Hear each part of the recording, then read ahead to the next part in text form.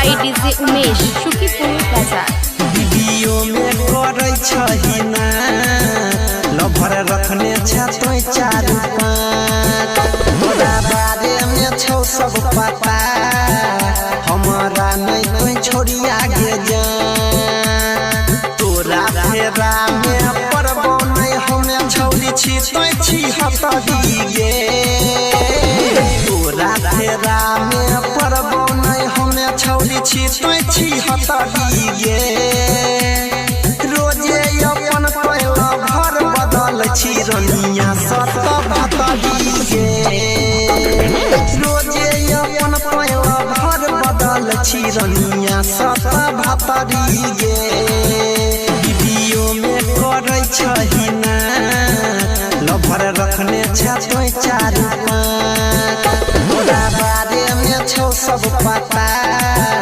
हमारा नहीं कोई छोड़ी आगे जा तोरा फेरा में परबो नहीं हमें छौरी छी तो छी हतरी गे तोरा फेरा में परबो नहीं हमें छौरी छी तो छी हतरी गे रोजे अपन पहला भर बदल छी रनिया सत भतरी गे रोजे अपन पहला भर बदल छी रनिया सत भतरी गे रोजे अपन पहला भर बदल छी रनिया सत भतरी गे।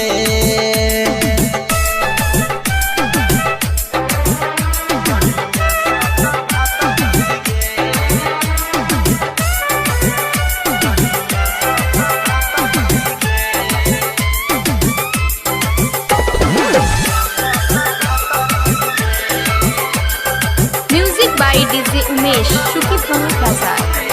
ढोढ़ी देखाई के पगला बैठा सबके जिसे जुआ बैठा पनिया के रनिया पीठ पर उछल उछल के नचै छ देखै छौ सब तोर जवनिया के रनिया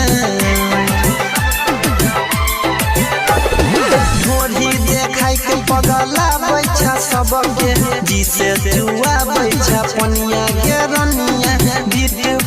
उछल उछल के नचै छ देखै छौ सब तोर जवनिया के रनिया दोसरे पैसा के मुर्गा भात खाइ छ सैया संगे पथरी गे दोसरे पैसा के मुर्गा भात खाइ छ सैया संगे पथरी गे